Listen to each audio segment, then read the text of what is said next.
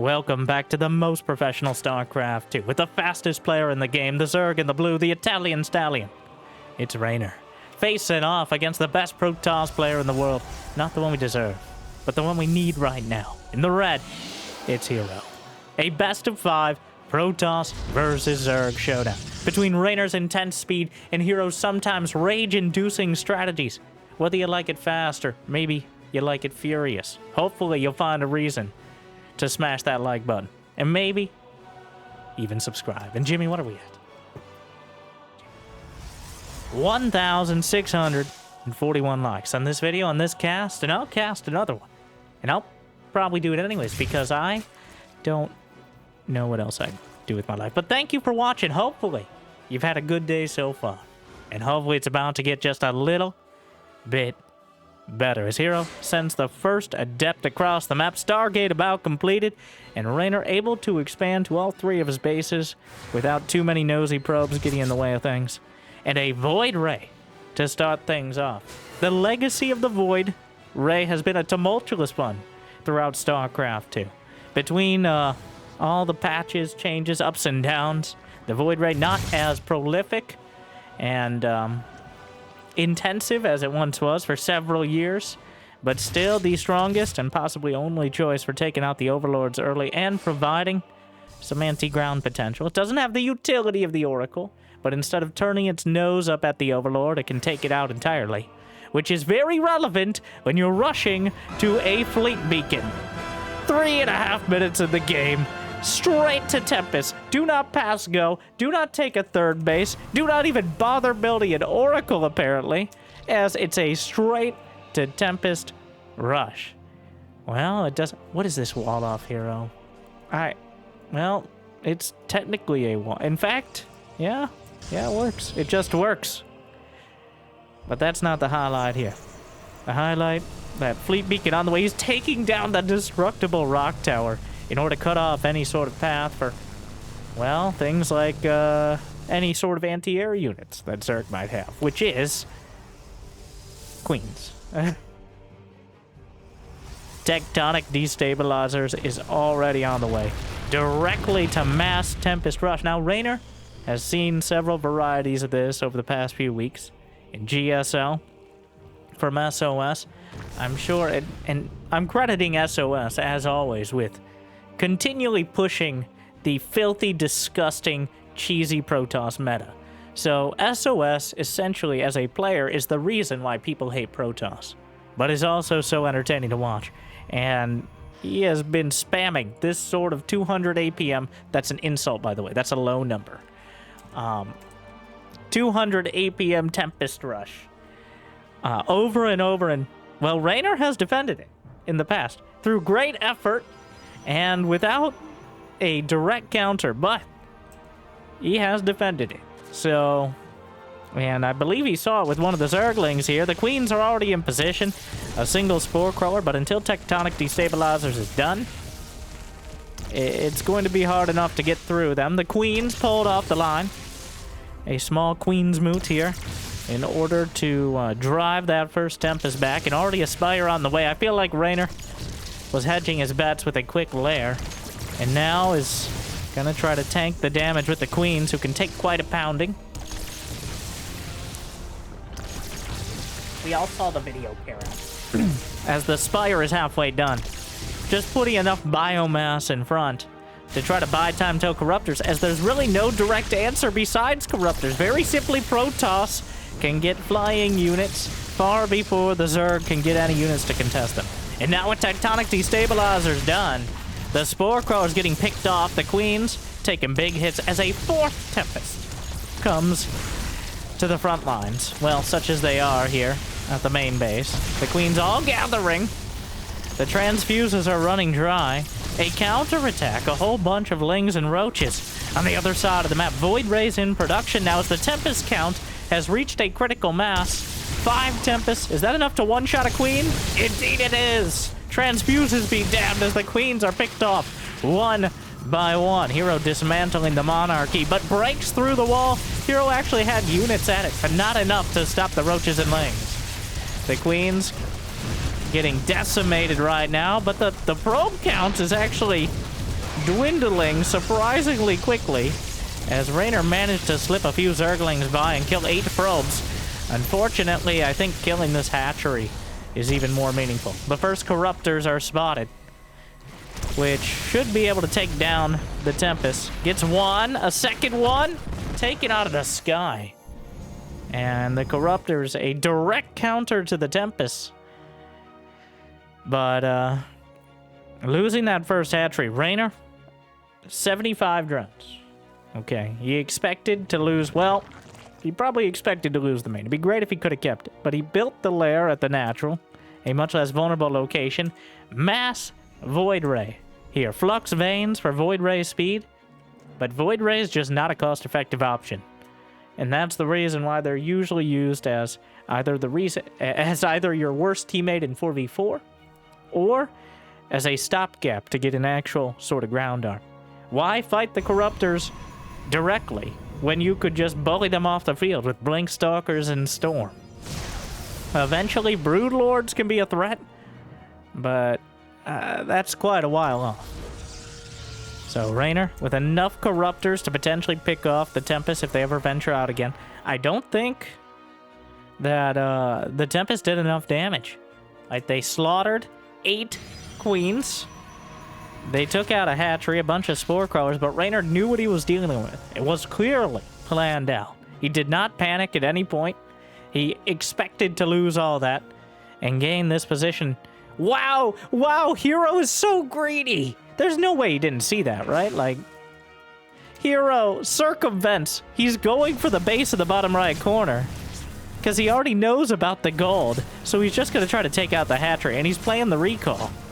Takes out the hatch and is just burning out the... Okay, well...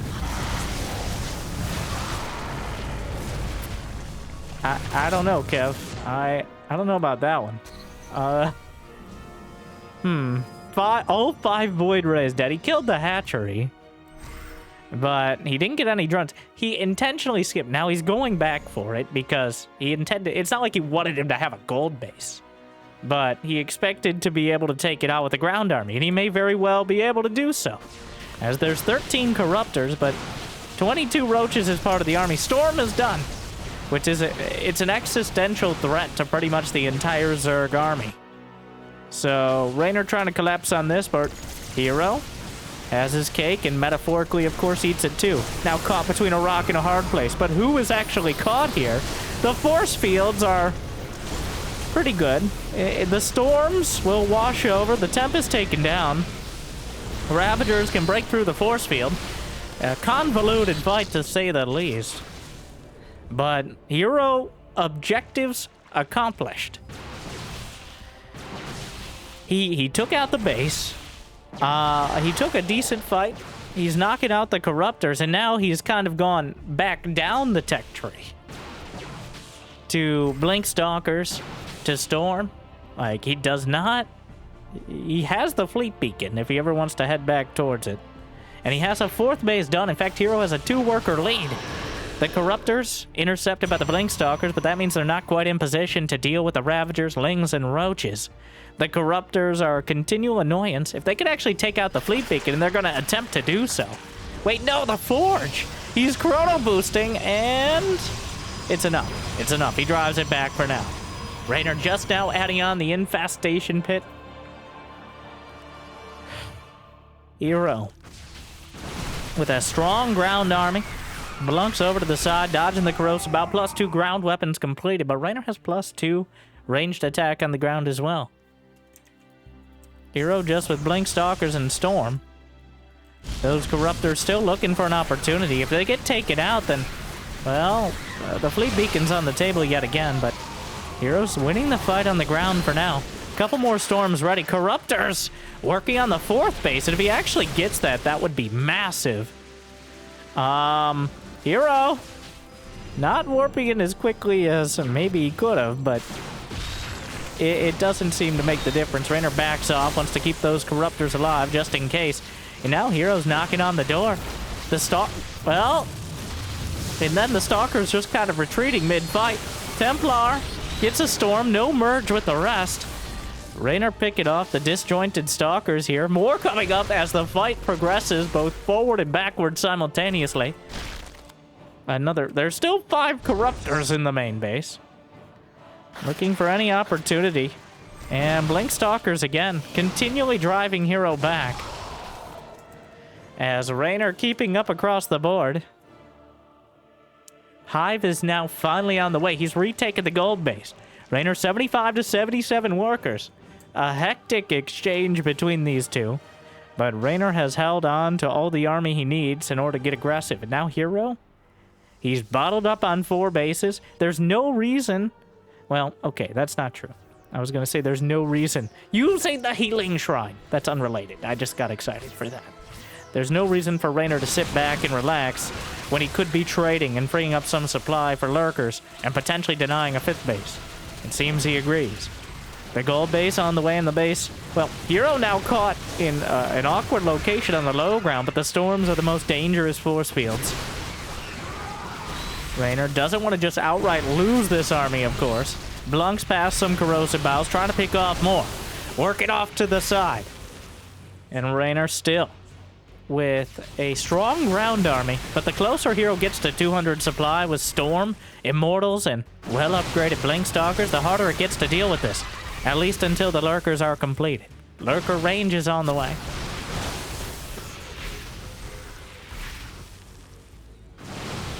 Hero still working his way up the ramp.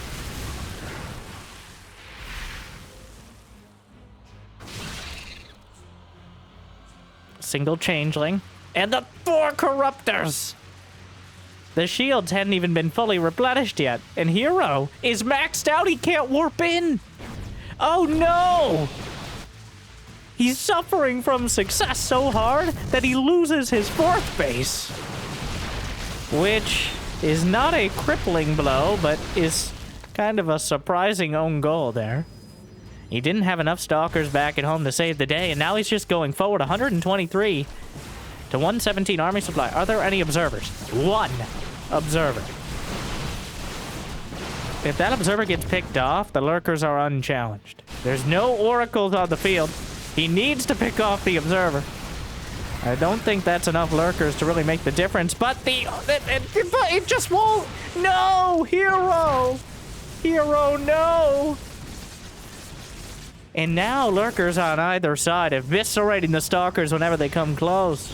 Hero is forced to retreat. He's getting another fleet beacon. Hero, you already have one of those. It's one of the games where you just forgot. Hero is getting a 2nd Stargate and a fleet beacon. Hero's brain has just completely reset. That's 100%. There is no reason to get a 2nd fleet. It's right there. You just put a 2nd fleet beacon. Am I a joke to you? Hero's double fleet beacon play is certainly indicating an intense amount of stress, despite the fact economically and supply-wise he's in a decent position, but Reynor has clearly rustled his jimmies now. Oh my god, hero! Blocked right into it, and the stalkers are just crushed. Not crushed, dice into pieces. And now left with nothing on the field. There's no trace of the stalkers anymore. That base was never rebuilt in the top left corner. Hero is falling apart right now. What a disaster. The main base, the lurkers, can slice through the double fleet beacon. 2 Tempests on the way. It's far too late. There are Dark Templar, but even warping them in is not worth it, as they'll probably get sliced up incidentally. What a disaster piece. The Queens, we've arrived! Revenge! Well, the Queen's a bit optimistic here. I think he did a base camera inject, but he cleans up the lurkers in the main. But there's lurkers at the natural. There's lurkers back at home. Anitis comes out. Hero is supply blocked. It's a disaster. Hero carried the ball down the field, but he couldn't get the field goal. And now, it looks like Reynor's Nidus will be touching down directly at the 3-point line. And he's going to be the first one to score.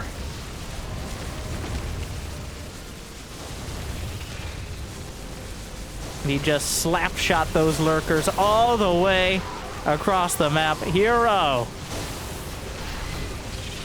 with a heroic set of mistakes, he tread a narrow path to disaster. And he did it with such confidence. I think Reynor is taken slightly aback. But once he finally realized, wait a second, I'm just winning, he ran with it all the way across the field. And Reynor Reynor only has 120 supply. This is... Okay, wait a sec. I say it like it's a foregone conclusion, and Reynor still has the economy here, but it's not an overwhelming one. It's whelming enough.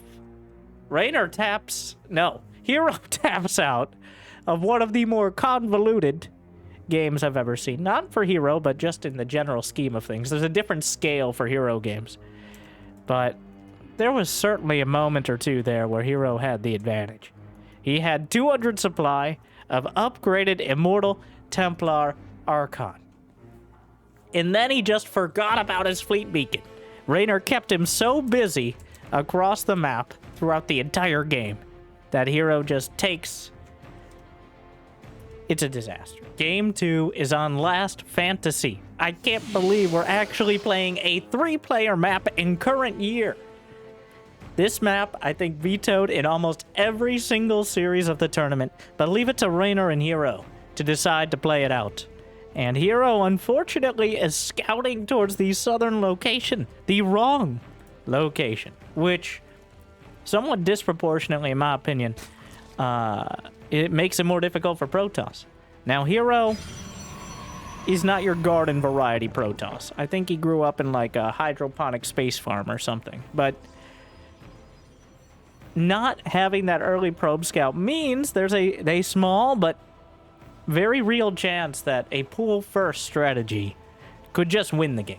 The ye old Zerg rush. Not that Reynor, I think, is inclined to try it, especially considering he's got a point on the board on probably the hardest map he's going to play. Persephone, well documented as a difficult late game map, with even players like Cyril struggling in the late game of Zerg. It's so hard to get additional bases. But here, there's plenty of bases to go around in the most literal sense. So I'm very interested to see how they play this out, assuming we get to that point. In fact, this map kind of reminds me of at least my impression of Brood War maps, where you can kind of just set up another base in that extra spawn location, and it becomes difficult for the other player to challenge it without committing a huge amount of their forces. But Reynor, clearly, so clearly prepared for the Tempest. It still came down to a scrappy back and forth, and Hero just... Oh my. That was one of the more obvious and comprehensive breakdowns I've seen. And Reynor takes full advantage of it. I'm certain he noticed the second fleet beacon. I'm certain there was a cheeky smile in there. Though, even at the end, it was still kind of dangerously close. There's the Stargate.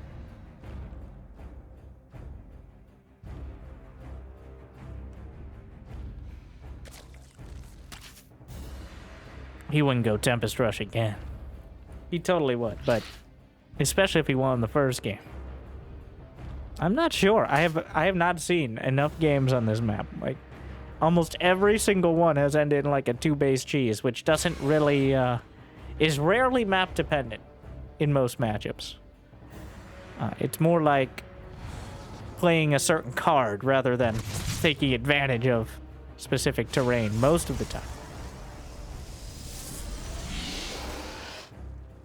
Somewhat intentionally, rarely do we have maps that have unique features in the first couple bases that... Oh my, stop right there, criminal scum! The Zerglings catch and kill the Adept. Does not slip away. He gets a little bit greedy, and he gets a lot of it dead.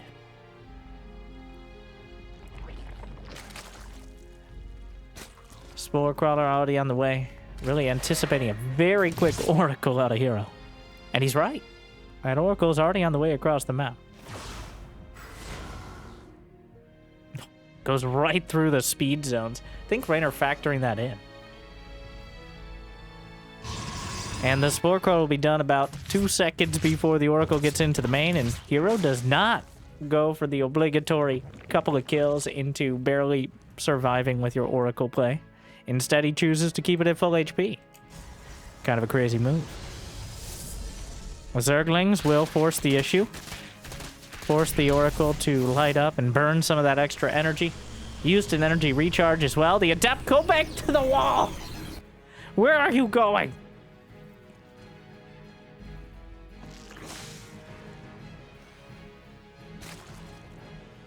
Twilight Council immediately. And only one gas. Is this charge or glaives? Alright, place your bets. It's charge or glaives. It's still somehow going to be blank. Because it's hero, but... Oh my... Yeah, bearing the lead on that one. So, no forge. This is a blink rush. AKA, I want to build a lot of blink stalkers and micro them so hard you can't do anything else. Reynor dodges into the spore crawlers as like bunkers for drones. That's effectively what they end up being. We're going up to 4 gates, and with no forge, even moracles on the way. It's going to be the 3 oracle build, the triumvirate from hero.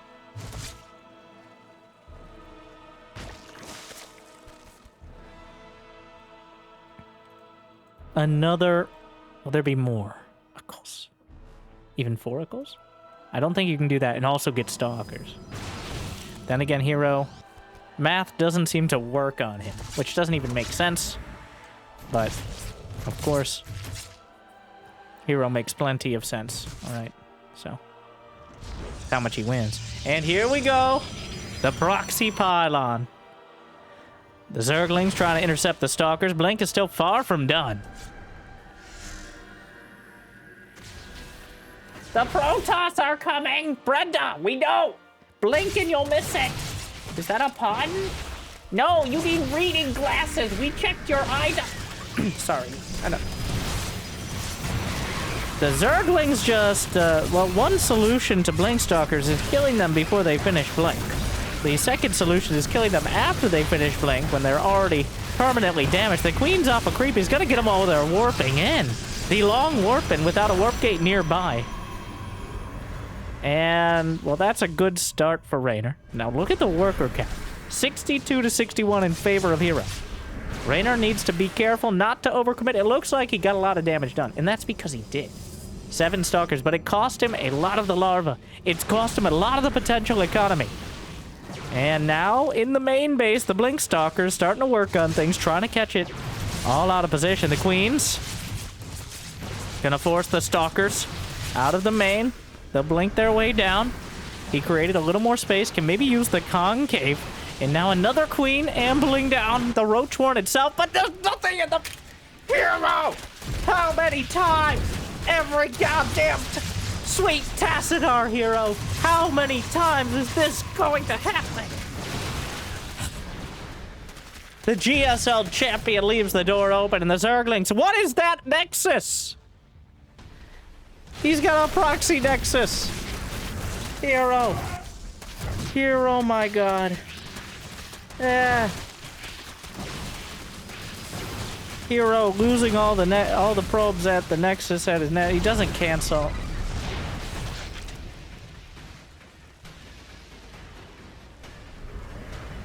What are you doing?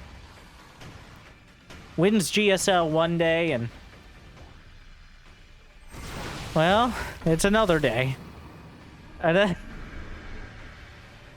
Thing is, hero still has enough of an army to be dangerous. The Zerglings may get caught. The proxy pylon under fire. He's gonna kill it. He didn't cancel the Nexus. He loses the proxy. There's another Nexus. Hero still has a superior economy. Warps in time.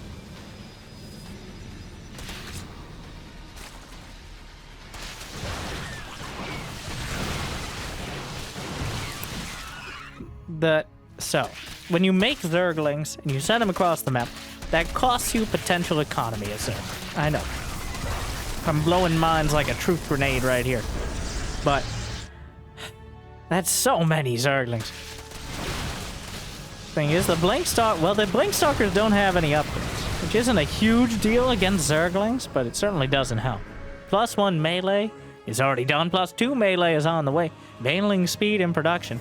The speed zones are helping hero move his way across, but they'll also help the Zerglings catch up as well.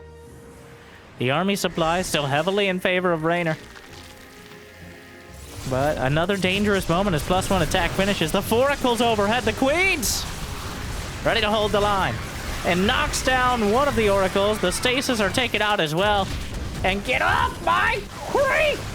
The Queens will finally be able to take some of this down. He gets one on the way out with the Stalkers, blinking his way back home, but the Zerglings are overrunning the 4th base. Enough charge lots are warped in that he slices up a critical mass of the Lings and they're forced back, and somehow hero is not dead. In fact, is still in a playable position. And again, hero has never found a position he couldn't play himself into or out of. He's his own backing band, like, he has his own mariachi band behind him playing simultaneously. You know, that makes the most sense here.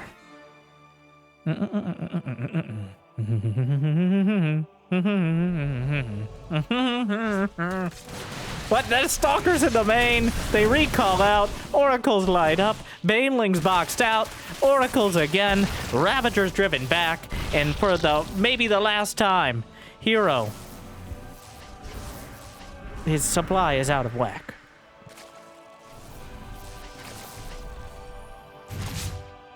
$134 to $179. But hero's just been freestyling this entire game. 69 to 66 workers is a nice enough economy for Reynor, but he doesn't have an infestation, but he's getting a Hydra Den.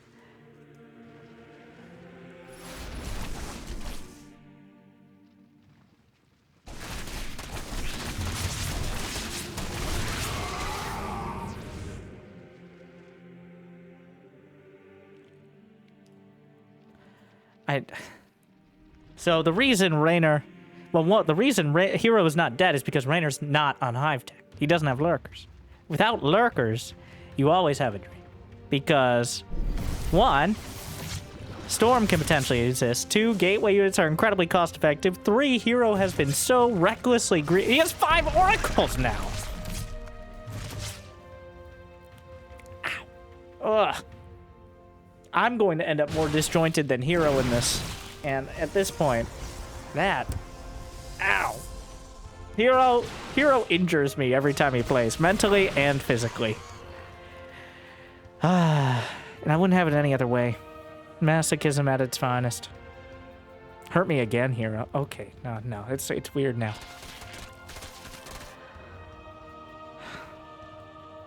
Hive is on the way. Where's the lurker den, Reynor? The oracles just trapezing by. Seems like the right word.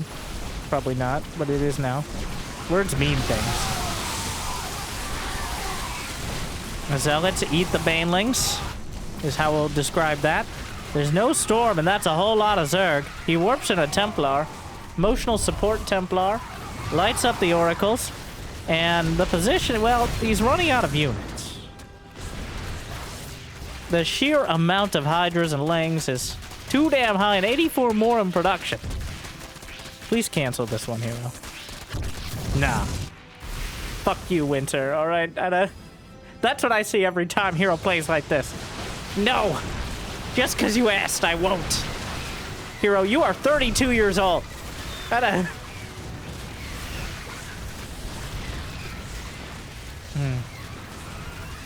Well, hero, just more oracles show up.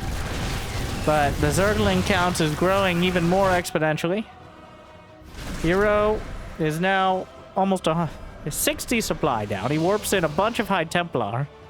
Please somehow wall them in. Oh, yeah. I'm pretty sure they can get out ever since they got their Slim Fast patch note. Right? Somehow those are walled in. Nope, they can slip through. Buttered them up. Okay, Reynor wins. I'm going to say, well, wins is a technical term. Reynor is the second player to leave the game.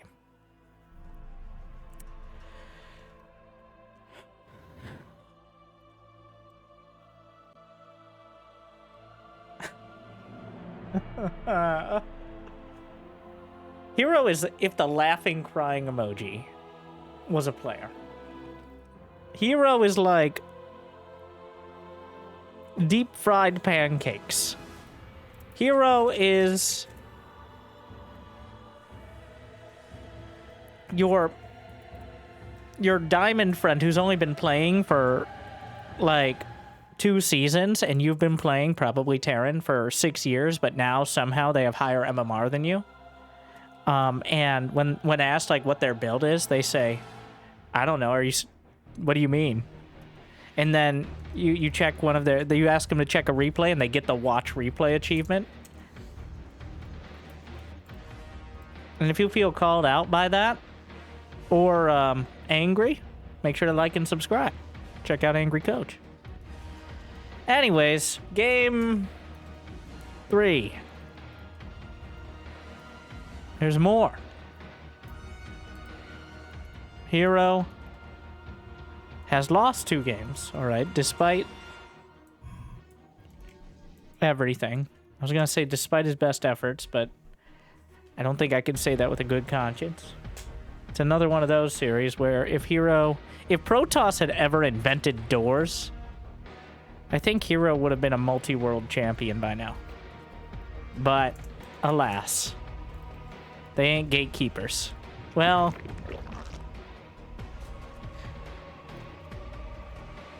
hashtag Gategate.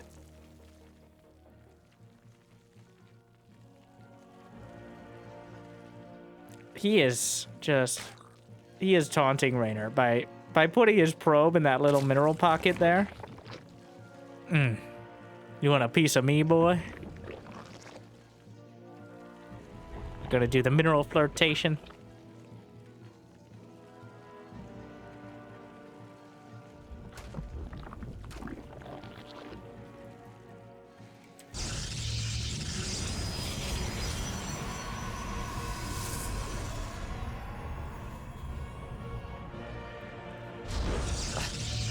Okay, another wall off of sorts.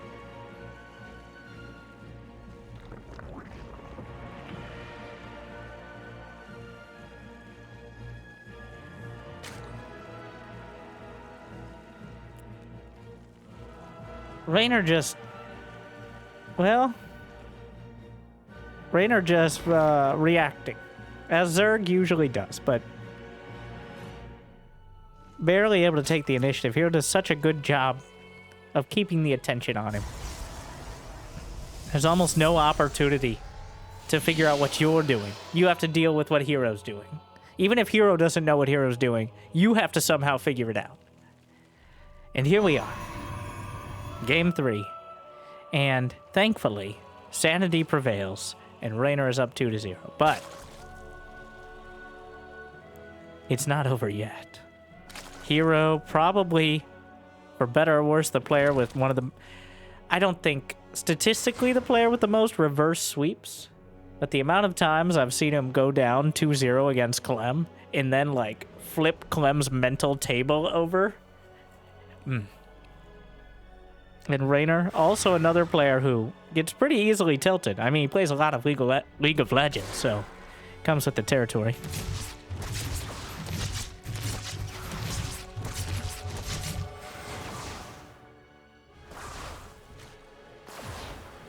All right, he managed to deny the Natchery. He forces Reynor into the third base.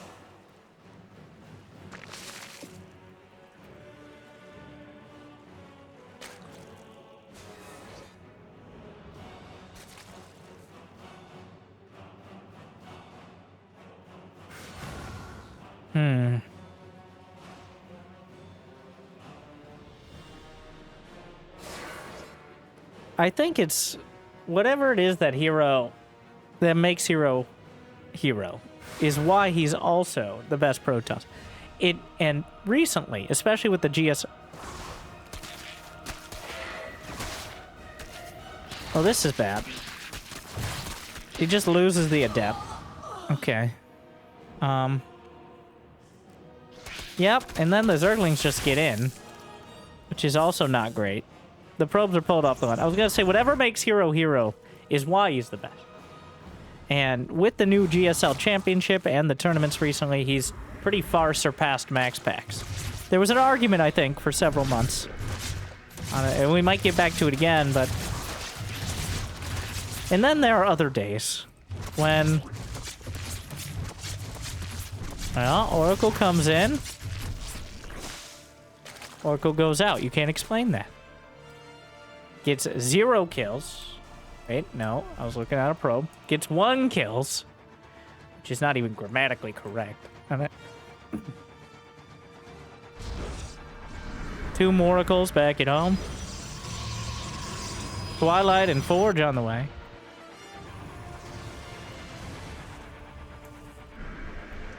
And we may be going to a much more standard sort of mid-game. Twilight, Forge, and +1 Blink Stop. There we go. This is restricted lair space. And you can get out.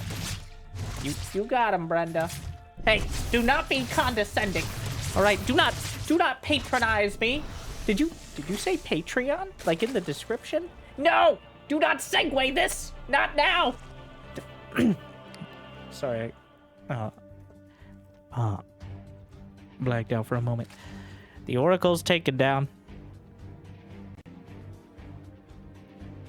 And Reynor surely knows what he's dealing with. The most common build, the build that Hero popularized over the past couple of years especially.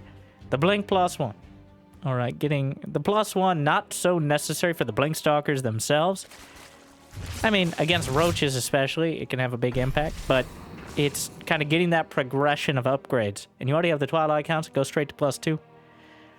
It makes it very hard to be cost effective. So you pretty much just have to be effective. You're going to lose more resources of units as Zerg, but you're Zerg.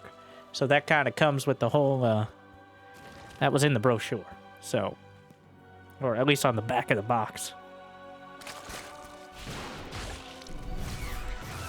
Yeah, remember when games came in boxes? Reynor probably doesn't. Okay. Maybe when he got StarCraft 2 when he was 8 years old.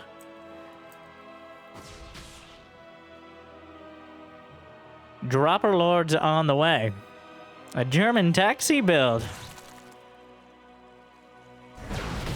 Multiple Dropper Lords, so maybe just looking to, yeah, the Queens. Everyone, now, no, just sit very still. We don't want another incident. That was you, Lucille. That was you last time. We said no creep tumors in the Overlord, all right? It already can creep, and you... We don't need to relitigate this, okay? Now, shh. It's so echoey in here. Sorry. It's... Whew. Some might even say we're in an echo chamber when it comes to supportive comments, but... Meanwhile, the Queens... Storm is 12 seconds out, which may as well be a lifetime for these Templar. It certainly seems to be as they're both taken down. We've arrived! And the Queens at point-blank range, the Storms. Ooh, also on the probes. The Ravagers absolutely everywhere. Heroes already down 50 supply.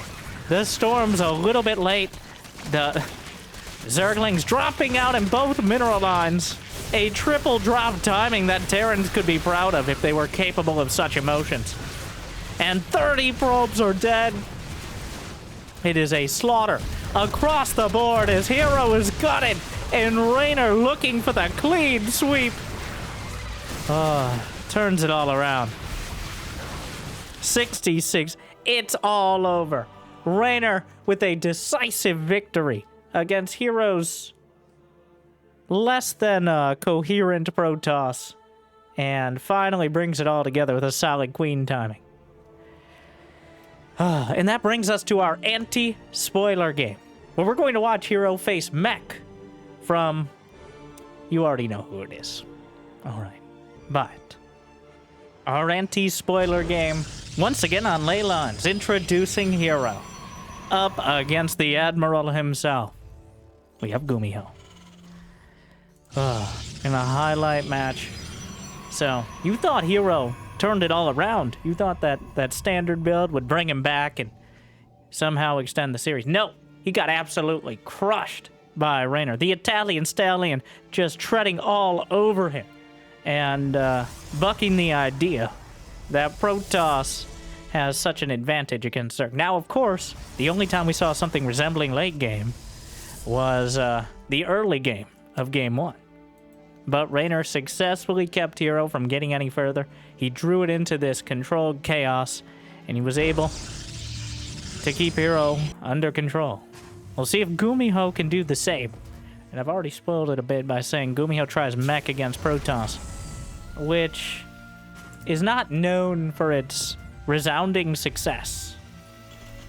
But Gumiho is possibly the only player who plays mech on a regular basis. He rejects your metagame and substitutes his own. The difference between hero and Gumiho is Gumiho has a plan, okay? Hero has vibes. And of course, he has his builds, but that freestyle Protoss, his greatest strengths are his greatest weaknesses.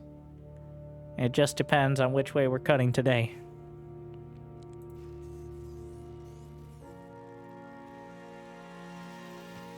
Cyclone in production. Hallucinated Phoenix will spot all of this as we kind of adjust to the Terran versus Protoss timing.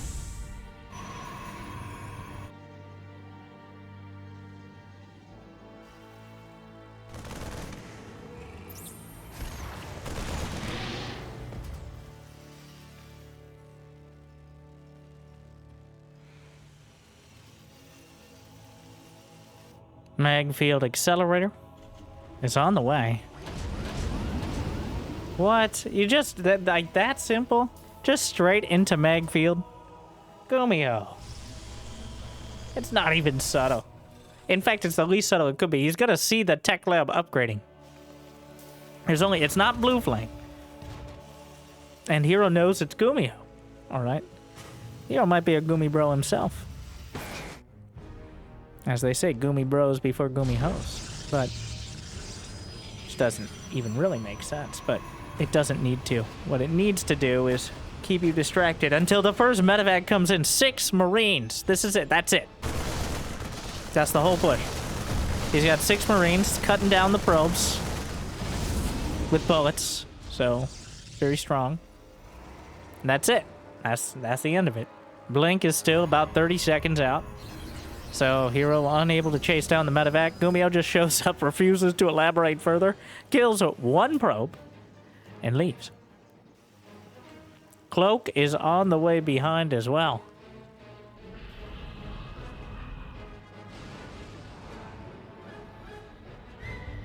Which, yeah, Cloak Banshees, why not? Throw them in there.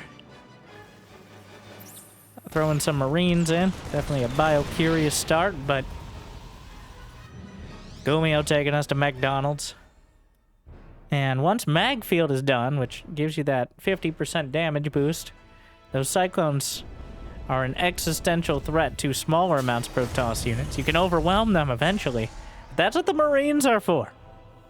So, maybe trying to bait out a blink here. Oh, and there he goes! Oh, he dodges it with the medevac! What a save! Though, a little bit late to try to take full advantage of it. See if Hero chases. Gonna spot the entirety of the army now. 2 more factories in production. The reason you usually don't go mech against Protoss is that Protoss units are too good. Okay? It doesn't mean you can't go mech. It's until you get a critical mass of mech units, you just get run over. There are too many opportunities for the Protoss to just pick off things like Cyclones, to overrun siege tanks. You need to have probably around 150 supply. He's going to go Hell Clones, though. Which, all right, it's a bold move. Observers in position to box out the Banshee. Gumiho getting Blue Flame now. One way to overwhelm the innate advantages of Protoss units is simply kill so many of their probes they can't build enough of them. That's a pretty simplistic yet robust solution.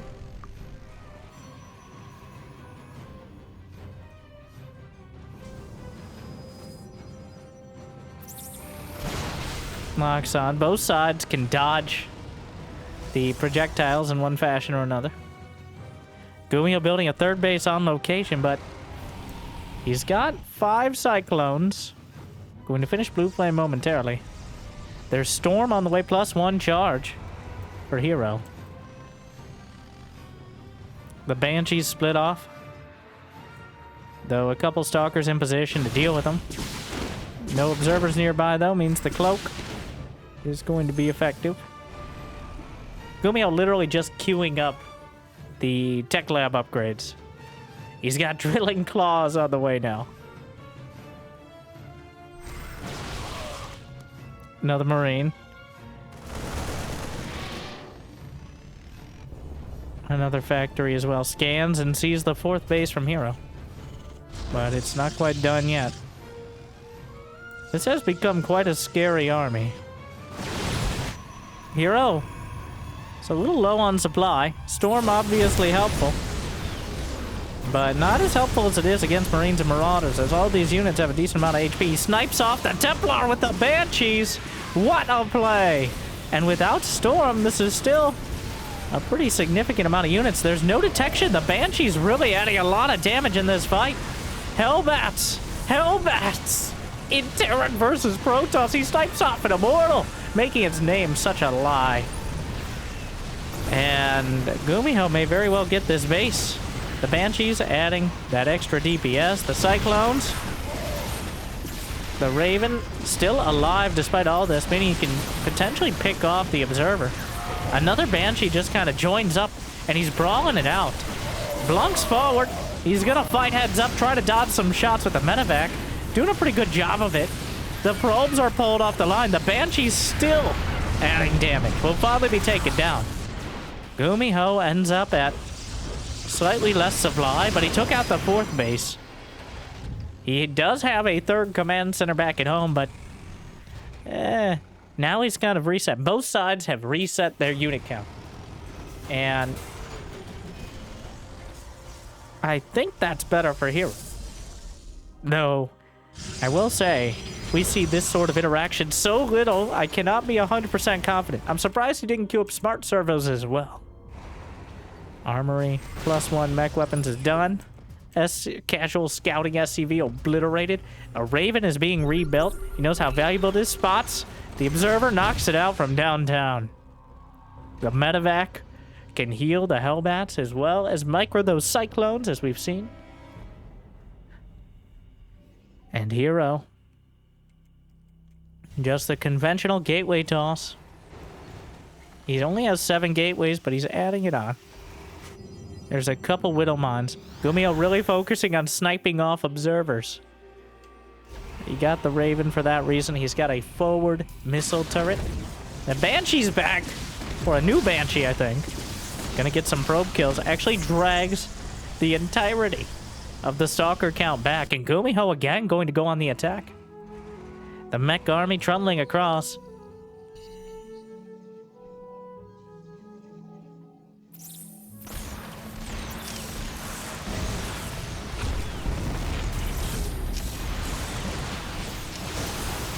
Storm. The prism is taken out.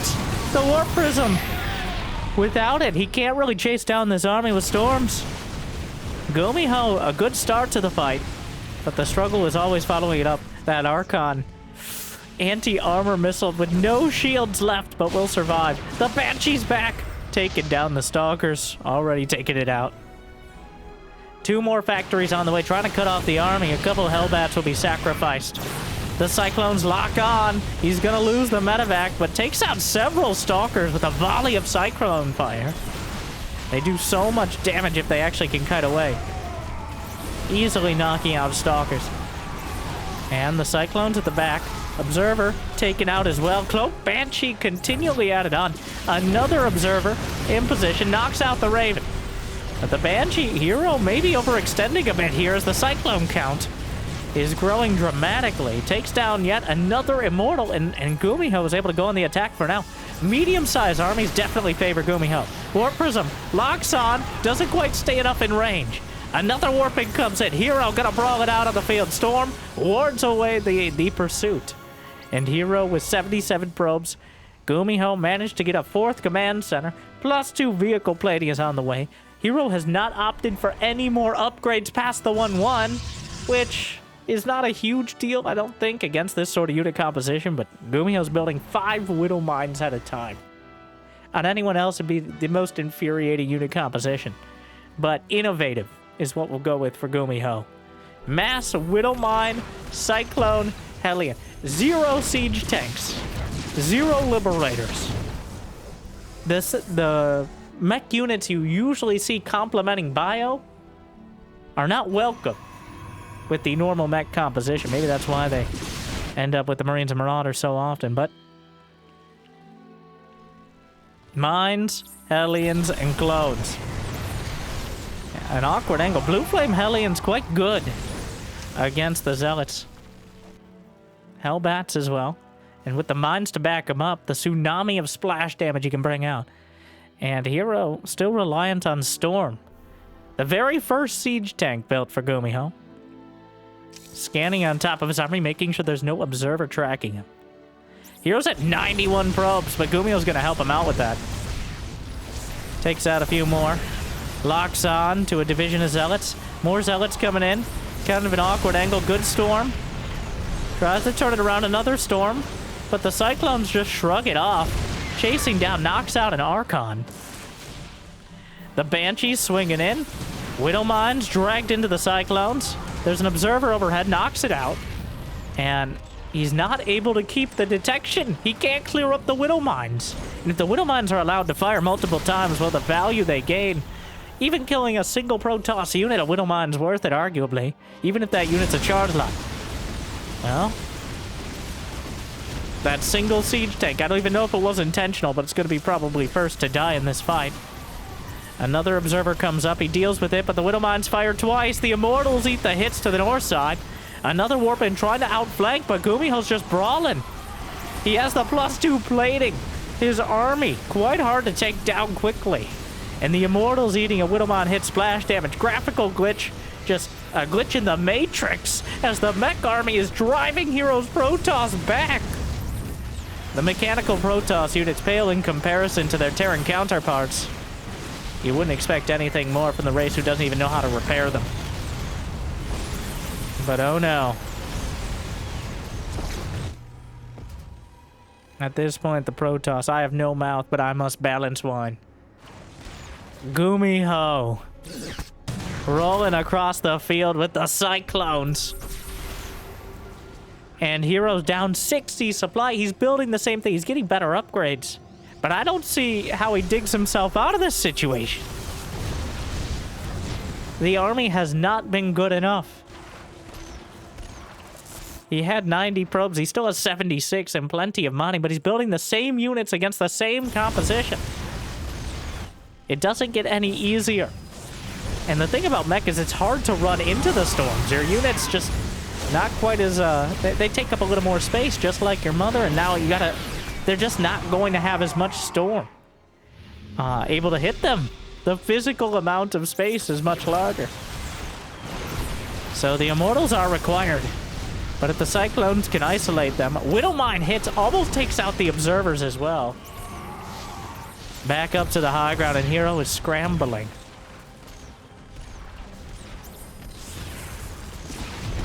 The Cloaked Banshees have just trickled out. He's lost 8 Banshees, 25 clones. I feel like the Siege Tank was an accident, which is kind of a crazy thing to say. The Stalkers are hunted down to extinction. And Gumiho. It's too much. Gumiho turns it around and takes a decisive victory with the Hell Clone composition. This is beat up on Hero Day. I didn't know how that ended. I just know Gumiho went Mass Cyclone against Hero. And honestly, well, here we are. hero, the GSL champion, the best Protoss in the world, and also one of the most frustrating yet entertaining players to watch. A rough set of games across the board. But I'm sure we'll see hero enlighten us on another day. When there's a dark day. Well, there's no more dark, so... I made myself sad. But you could make my day a little bit better by smashing that like button, subscribing, and maybe if you got the means and motivation, check it out, Patreon or YouTube membership. And thank you to our Mule Tier patrons for bringing in the extra minerals. Big Jiggy, Devin, Door, Kate, Mario, Random Guy, Suit. Glad you still enjoy everyone. And I hope I made your day just a little bit better. Good luck. Have fun. I'll see you next time. Thank you for watching. Stay chill.